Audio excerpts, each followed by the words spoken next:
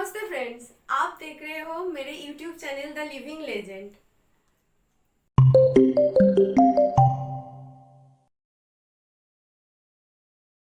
देश को आज़ादी दिलाने में हर क्रांतिकारी ने अपनी तरफ से पूरी कोशिश की थी।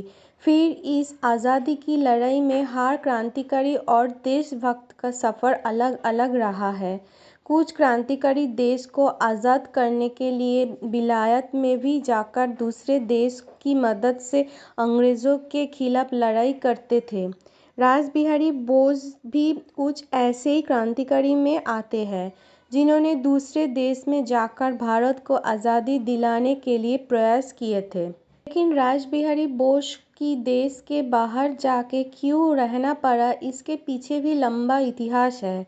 इतना ही नहीं, जब वो दूसरे देश में रहते थे उन्हें अपना नाम बदलकर भी रहना पड़ता था। रासबिहारी बोस का जीवन केवल इतने पर ही सीमित नहीं रहता। उनके जीवन में और भी खास और रोचक बातें हुई थी जिनकी जानकारी अधिकतर लोगों को मालूम नहीं। आज हम आपको क्रांतिकारी रासबिहारी बोस की महत्वपूर्ण जानकारी देने जा रहे हैं। 20वीं सदी में जन्मे रासबिहारी बोस एक महान क्रांतिकारी थे। उनका जन्म 25 मई 1886 में पश्चिम बंगाल के बर्धमान जिले के सुबलदह गांव में हुआ था। उनके मित्र शिरीष चंद्र घोष के साथ में डुप्लेक्स कॉलेज में पढ़ाई करते थे। उनके कॉलेज के प्रिंसिपल चारू चंद्र राय ने उन्हें क्रांतिकारी राजनीति में जाने के लिए प्रेरित किया था। उसके बाद रासबिहारी बोस ने कलकत्ता के मार्टिन स्कूल में पढ़ाई की। उसके बाद में रासबिहारी बोस ने फ्रांस और जर्मनी में मेडिकल और इंजीनियरिंग में डिग्री हासिल की। बचपन से ही रासबिहारी बोस की क्रांतिकारी बातों में ध्यान देना अच्छा लगता था। सन 1908 में हुए अलीपुर बम के मामले को लेकर उन्होंने बंगाल को भी छोड़ दिया था। वो देहरादून के वन अनुसंधान संस्थान में हेड क्लर्क का काम करते थे। वहाँ पर उनकी मुलाकात युगांतर से जुड़े अमरेंद्र चटर्जी से हुए और युगांतर के सबसे अहम व्यक्ति जतीन मुखर्जी से मिलने के बाद वो बंगाल में होने वाले क्रांतिकारी घटनाओं में चुपके से हिस्सा लेने लगे थे। बाद में उनकी मुलाकात संयुक्त प्रांतों और पंजाब में स्थित आर्य समाज के सदस्यों से भी हुई थी। कुछ समय के लिए रासबिहारी बोस पश्चिम बंगाल के हुगली जिले में भी रहते थे। रासबिहारी बोस ने लॉर्ड हार्डिंग्स को जान से मारने की कोशिश की थी। उसके लिए उन्हें कुछ समय तक छिपकर रहना पड़ा था।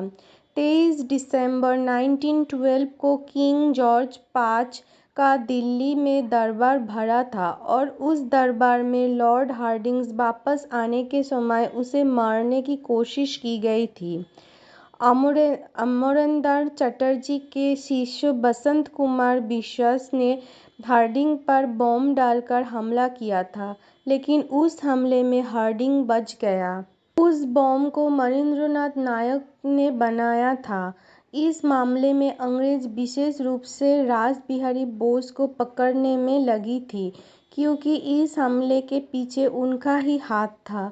इस हमले का मकसद लॉर्ड हार्डिंग्स को मारना नहीं था, बल्कि इस हमले से रासबिहारी बोस अंग्रेज़ों को बताना चाहते थे कि हमारा देश अपनी मर्जी से गुलाम नहीं बना, बल्कि अंग्रेज़ों ने सेना की ताकत से जोर जबरदस्ती से देश पर कब्जा किया है और उसका देशवासी एक होकर सामना करेंगे और देश को गुलामी से आज़ादी दिलवाएंगे। लॉर्ड हार्डिंग्स के साथ में रासबिहारी बोस की कोई दुश्मनी नहीं थी। जिस दिन हमला हुआ था उस रात की ट्रेन से वो देहरादून चले गए। दूसरे दिन ऑफिस में रोज की तरह काम करने लगे थे, जैसे कि कुछ हुआ ही नहीं। केवल इतना ही नहीं, उन्होंने देहरादून के कुछ लोगों को बुलाकर वाइसरॉय पर हुए हमले की कड़ी आलोचना भी की थी। हार्डिंग्स ने इस घटना का वर्णन मैं इंडियन ईयर्स किताब में बहुत ही अलग ढंग से किया था। सन 1913 में बंगाल में बाढ़ आने के कारण उसे नियंत्रण में करने के लिए लॉर्ड हार्डिंग्स बंगाल में गए थे। उस वक्त उनकी मुलाकात जतीन मुखर्जी से हुई थी। उनसे मिलकर लॉर्ड हार्डिंग्स काफ़ी प्रभावित हुए थे और जतीन मुखर्जी में उन्हें आम लोगों का एक सच्चा नेता दिखाई दिया था। लॉर्ड हार्डिंग्स कहते हैं कि जतीन मुखर्जी से प्रेरित होकर ही रासबिहारी बोस अपने सभी काम करते थे। इसीलिए जब पहला विश्व युद्ध चल रहा था तब गदर पार्टी में सबसे खतरनाक क्रांतिकारी रासबिहारी बोस ही थे और उन्होंने ही फरवरी 1950 में विद्रोह की तीव्र बनाने का काम किया था। गदर संगठन के सभी क्रांतिकारियों को सेना की छावनियों में छिपकर घुसने के लिए कहा गया था। गदर संगठन के सभी क्रांतिकारी लड़ने के लिए यूरोप गए थे, लेकिन उन्होंने जैसे ही सोचा था उसके बिल्कुल उल्टा ही हो गया था और उस विश्व युद्ध में गदर संगठन के कई सारे सैनिक पकड़े गए और उन्हें कैदी बनाया गया। लेकिन रासबिहारी बोस कैद से बच निकले और सन 1915 में वो जापान पहुंच चुके थे।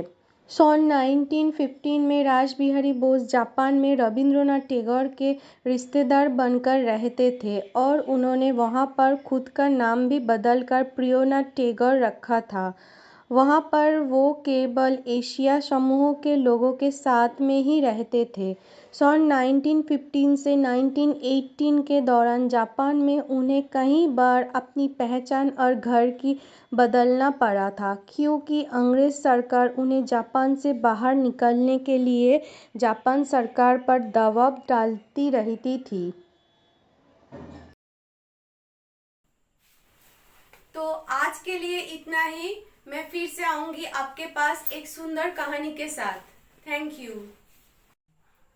प्लीज फ्रेंड्स, मेरे वीडियो को देखिए, लाइक कीजिए और सब्सक्राइब कीजिए और कमेंट पे बताइए आप कौन सी लेजेंड के बारे में सुनना चाहते हैं।